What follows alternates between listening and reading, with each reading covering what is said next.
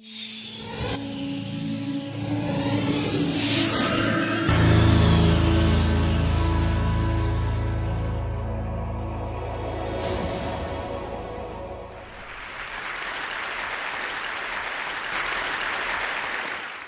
murder happened a little over 21 years ago, January the 18th, 1991, in a small bedroom community of Linwood, California, just a few miles southeast of Los Angeles.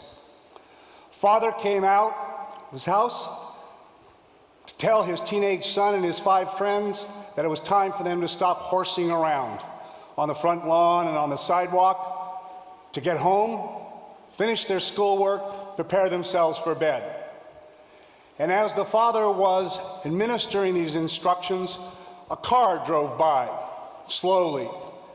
And just after it passed the father and the teenagers, a hand went out from the front passenger window and bam, bam, killing the father. And the car sped off. The police investigating officers were amazingly efficient.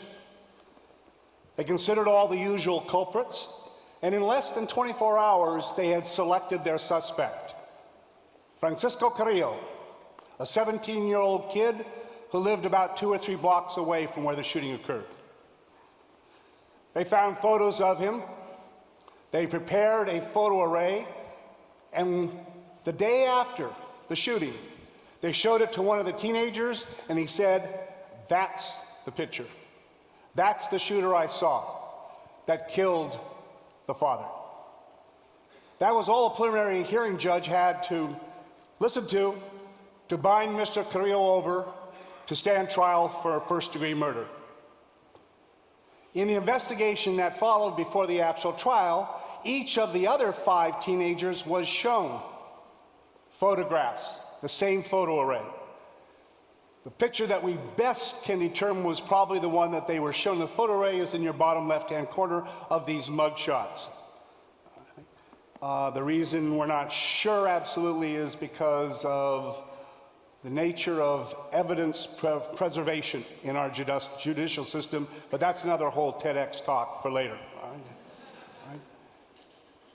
So at the actual trial, all 6 of the teenagers testified and indicated the identifications they had made in the photo array. He was convicted. He was sentenced to life imprisonment and transported to Folsom Prison. So what's wrong? Straightforward, fair trial, full investigation. Oh yes, no gun was ever found. No vehicle was ever identified as being the one in which the shooter had extended his arm. And no person was ever charged with being the driver of the shooter's vehicle. And Mr. Carrillo's alibi? Which of those parents here in the room might not lie concerning the whereabouts of your son or daughter in an investigation of a killing? Sent to prison, adamantly insisting on his innocence, which he has consistently for 21 years. So what's the problem?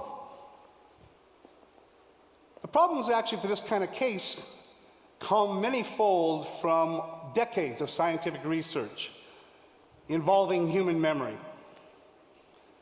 First of all, we have all the statistical analyses from the Innocence Project work, where we know that we have, 250, 280 documented cases now, where people have been wrongfully convicted and subsequently exonerated, some from death row, on the basis of later DNA analysis.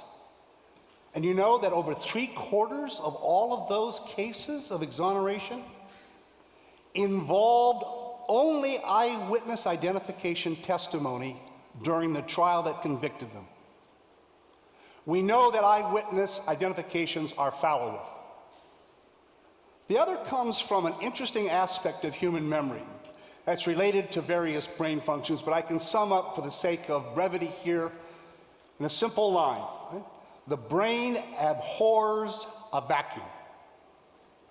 Under the best of observation conditions, the absolute best, we only detect, encode, and store in our brains bits and pieces of the entire experience in front of us. And they're stored in different parts of the brain. So now when it's important for us to be able to recall what it was that we experienced, we have an incomplete, we have a partial store. And what happens? Below awareness, with no requirement for any kind of motivated processing, the brain fills in information that was not there, not originally stored, from inference, from speculation, from sources of information that came to you as the observer after the observation. But it happens without awareness such that you aren't even cognizant of it occurring. It's called reconstructed memories. It happens to us in all the aspects of our life all the time. Let me ask you to consider the horrific events of 9/11.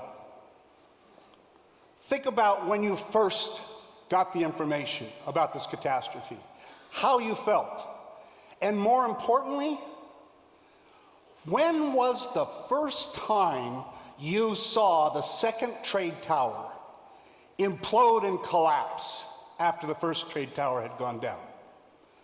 If you're like most Americans, myself included, you have a very clear memory that you saw the first tower come down and then you saw the second tower finally collapse after the other plane crashed into it within an hour or two afterwards. I remember vividly where I was. I was down at LAX at the satellite terminal for American Airlines, waiting to get on an airplane to fly to San Diego. And of course, all the air traffic was ceased. And so I had nothing to do but to sit and watch the television monitors with all of the news broadcasts over and over and over again of the horrendous events. And I know I saw that second trade tower come down an hour or two after the first. And all of the research we have indicates that most Americans too, except for a few people who happen to live in certain places in New York, right? And you know something?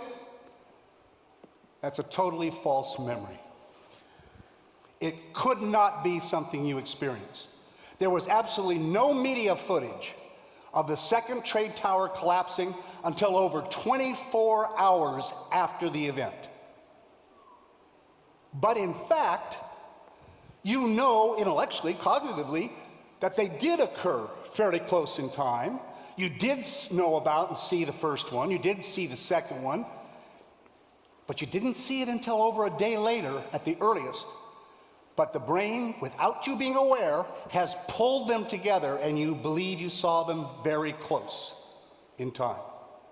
It is a reconstructed memory, not an accurate memory, no matter how vivid, no matter how sure you are. It was those two considerations, among others, reconstructed memory, the fact about the eyewitness fallibility, that was part of the instigation for a group of appeal attorneys led by an amazing lawyer named Ellen Eggers to pool their experience and their talents together and petition the Superior Court for a retrial for Francisco Carrillo. They retained me as a forensic neurophysiologist because I had expertise in eyewitness memory identification, which obviously makes sense for this case, right? But also because I have expertise and testify about the nature of human night vision. Well, what's that got to do with this? Well, when you read through the case materials in this Carrillo case, one of the things that suddenly strikes you is that the investigating officers said the lighting was good at the crime scene, at the shooting. All the teenagers testified during the trial that they could see very well. But this occurred in mid-January in the Northern Hemisphere at 7 p.m. at night. Right? So when I did the calculations for the lunar data and the solar data at that location on Earth at the time of the incident of the shooting, all right, It was well past the end of civil twilight, and there was no moon up the night. So all the light in this area from the sun and the moon is what you see on the screen right here. The only lighting in that area had to come from artificial sources. And that's where I go out and I do the actual reconstruction of the scene with photometers, with various measures of illumination and various other measures of color perception, along with special cameras and high-speed film. Right? Take all the measurements and record them, right? And then take photographs. And this is what the scene looked like at the time of the shooting from the position of the teenagers looking at the car going by and shooting. This is looking directly across the street from where they were standing. Remember, the investigating officer's report said the lighting was good. Teenagers said they could see very well. This is looking down to the east where the shooting vehicle sped off. And this is the lighting directly behind the father and the teenagers. As you can see, it is at best poor. No one's going to call this well-lit, good lighting. And in fact, as nice as these pictures are, and the reason we take them is I knew I was going to have to testify in court, and a picture is worth more than 1,000 words when you're trying to communicate numbers, abstract concepts like lux, the international measurement of illumination, the Ishihara color perception test values. Right? When you present those to people who are not well-versed in those aspects of science and that, they become salamanders in the noonday sun. It's like talking about the tangent of the visual angle, all right? Their eyes just glaze over, all right? A good forensic expert also has to be a good educator, a good communicator. And that's part of the reason why we take the pictures, to show not only where the light sources are and what we call the spill, the distribution, but also so that it's easier for the trier of fact to understand the circumstances. So these are some of the pictures that, in fact, I use when I testify. But more importantly, to me as a scientist, are those readings, the photometer readings, which I can then convert into actual predictions of the visual capability of the human eye under those circumstances. And from my readings that I recorded at the scene under the same solar and lunar conditions at the same time, so on and so forth, right, I could predict that there would be no reliable color perception, which is crucial for face recognition, and that there would be only scotopic vision, which means there'd be very little resolution, what we call boundary or edge detection, and that furthermore, because the eyes would have been totally dilated under this light, the depth of field, the distance at which you can focus and see details, would have been less than 18 inches away. I testified to that to the court. And while the judge was very attentive, it had been a very, very long hearing for this petition for a retrial. And as a result, I noticed out of the corner of my eye that I thought that maybe the judge was going to need a little more of a nudge than just more numbers. And here I became a bit audacious, and I turned and I asked the judge, I said, Your Honor, I think you should go out and look at the scene yourself. Now, I may have used a tone which was more like a dare than a request, but nonetheless, it's to this man's credit and his courage that he said, yes, I will. A shocker in American jurisprudence. So in fact, we found the same identical conditions. We reconstructed the entire thing again. He came out with an entire brigade of sheriff's officers to protect him in this community. All right? We had him stand actually slightly in the street, so closer to the suspect vehicle, the shooter vehicle, than the actual teenagers were. So he stood a few feet from the curb toward the middle of the street. We had a car that came by, same identical car as described by the teenagers. Right? It had a driver and a passenger, and after the car had passed the judge by, the passenger extended his hand, pointed it back to the judge as the car continued on, just as the teenagers had described it. Right? Now, he didn't use a real gun in his hand, so he had a black object in his hand that was similar to the gun that was described. Right? He pointed by, and this is what the judge saw. This is the car 30 feet away from the judge. There's an arm sticking out of the passenger side and pointed back at you. That's 30 feet away. Some of the teenagers said that in fact the car was 15 feet away when it was shot. Okay, there's 15 feet. At this point, I became a little concerned. This judge is someone you never want to play poker with. He was totally stoic. I couldn't see a twitch of his eyebrow. I couldn't see the slightest bend of his head. I had no sense of how he was reacting to this. And after he looked at this reenactment, he turned to me and he says, "Is there anything else you want me to look at?" I said, "Your Honor," and I don't know whether I was emboldened by the scientific measurements that I had in my pocket and my knowledge that they are accurate, or whether it was just sheer stupidity, which is what the defense lawyers thought, when they heard me say, "Yes, Your Honor, I want you to stand right there.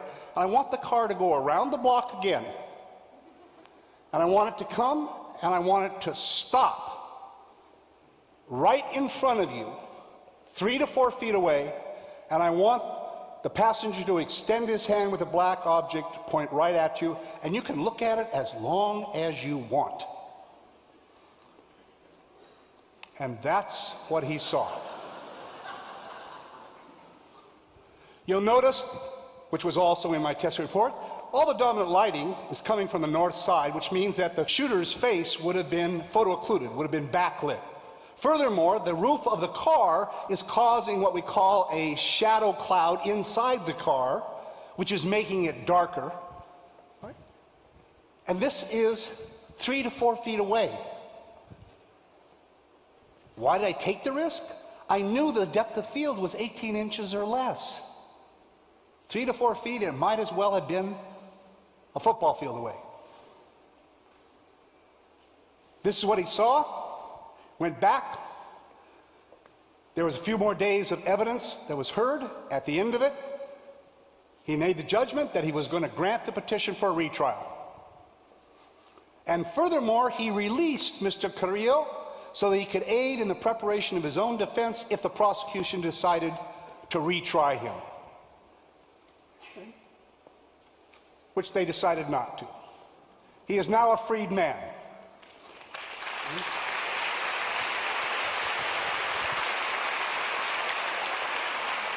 This is him embracing his grandmother-in-law. His girlfriend was pregnant when he went to trial, right? And she had a little baby boy. He and his son are both attending Cal State Long Beach right now, taking classes.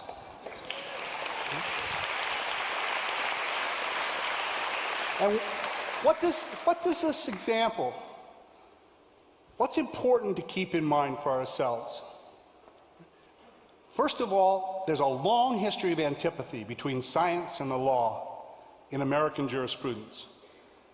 I could regale you with horror stories of ignorance over decades of experience as a forensic expert, of just trying to get science into the courtroom. The opposing counsel always fight it and oppose it. One suggestion is that all of us become much more attuned to the necessity, through policy, through procedures, to get more science in the courtroom. And I think one large step toward that is more requirements, with all due respect to the law schools, of science, technology, engineering, mathematics, for anyone going into the law, because they become the judges. Think about how we select our judges in this country. It's very different than most other cultures. All right? The other one is I want to suggest the caution that all of us have to have. I constantly have to remind myself about just how accurate are the memories that we know are true, that we believe in. There is decades of research, examples and examples of cases like this, where individuals, right, really believe. None of those teenagers, right, who identified him, right, thought that they were picking the wrong person. None of them thought they couldn't see the person's face. We all have to be very careful. All our memories are reconstructed memories. They are the product of what we originally experienced and everything that's happened afterwards. They're dynamic, they're malleable, they're volatile, and as a result, we all need to remember to be cautious that the accuracy of our memories is not measured in how vivid they are, nor how certain you are that they're correct. I'm sure I saw the second trade tower collapse an hour later, but I know it could not have happened. Thank you.